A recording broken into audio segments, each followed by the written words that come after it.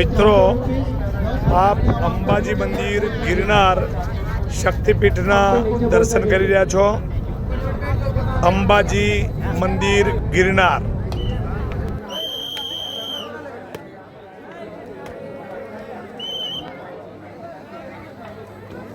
અહીંથી સામે દત્તાત્રેય ભગવાનનું મંદિર આવેલું છે। મિત્રો, પાવન ભૂમિ ગિરનારના દર્શન કરી રહ્યા છો।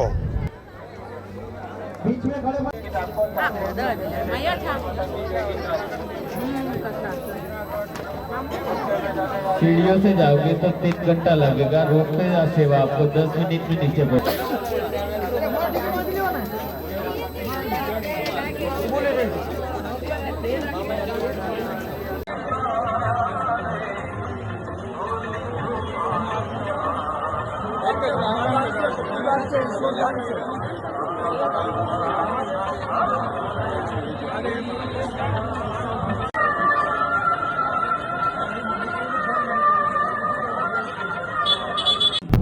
અંબાજી શક્તિપીઠ ગિરનાર જૂનાગઢના દર્શન કરી આપ પણ ધન્યતા અનુભવશો।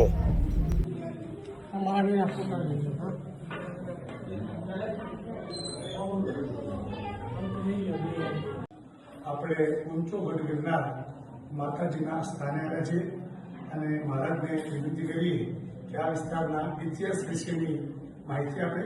માનનીય સાહેબ, નમસ્કાર। હું Govindguru university Godhra sector science college ઇતિહાસ વિભાગ સુરેશભાઈ ચૌધરી।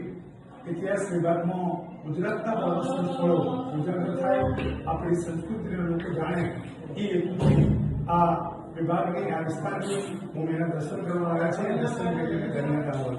આ પૌરાણિક સ્થળ છે, માં સાક્ષાત બેઠી છે, એના શરીર ઉપર આશીર્વાદ છે, માતાજીના ચમત્કારો છે અને ઐતિહાસિકતા છે, એના વિશે થોડીક માહિતી આપો। નમસ્કાર, ઓમ નમો નારાયણ। હું યોગેશગીરી મહેન્દ્રગીરી ગોસ્વામી મંદિરના પૂજારી છે। અહીંના મહંત શ્રી નાના પીર બાવા હિમાંશુગીરી ગુરુ શ્રી ગણપતગીરી બાબુ અહીંના કાર્યરત છે। અત્યારે મહંત શ્રી તરીકે માતાજી જે અંબેમાં છે એ 5,500 વર્ષ પહેલાથી માતાજી વિરાજમાન છે। સતીમાના શરીરના 52 ટુકડા જે થયા એમાંથી પેટના ભાગનો, ઉદરનો ભાગ, નાભીનો ભાગ અહીં પડેલો છે। એ ઉદરના ભાગેથી માતાજી નાભીના ભાગેથી અંબેમાં તરીકે પ્રગટ થયેલા છે, એટલે કહેવાય છે કે માતાજીનું ઘર છે।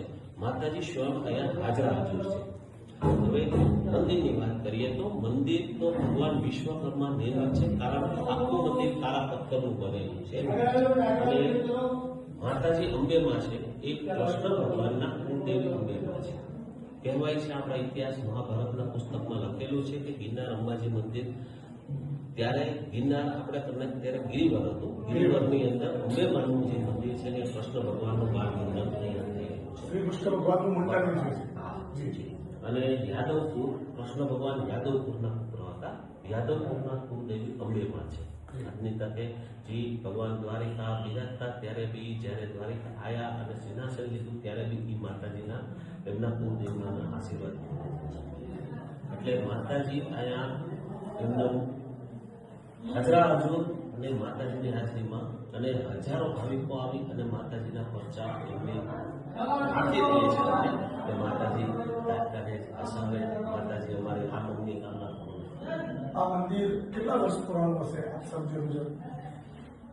આજે ઈ હિસાબ કરીએ તો કોઈને આનો ખબર જ નથી, પણ મહાભારત જે થઈ ગયું એટલે 5,677 વર્ષ તો થઈ ગયા।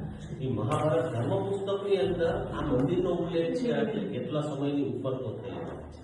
કૃષ્ણ અવતાર પહેલાનું મંદિર છે। આ મંદિરની અંદર જે લાખો શ્રદ્ધાળુઓ ભક્તો આવે અને સૌથી વધારે માનો મહિનામાં ક્યારે હોય અને કયા દિવસે વધારે લોકો આવે છે?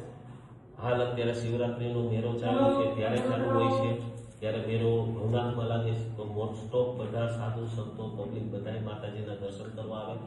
પછી દિવાળી પછી 11થી પૂનમનો પરિક્રમાનો મેળો ભરાય, જે 36 કિલોમીટરની પરિક્રમા કરીને માતાજીના જે ભક્તો છે, યાત્રિકો છે, સાધુ સંતો છે, માતાજીના દર્શન કરવા આવે।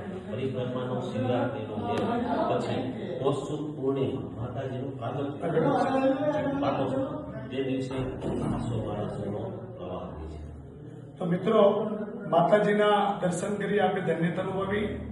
એના પૌરાણિક ઇતિહાસ વિશે પણ ગુરુજીએ આપણને વાત કરી.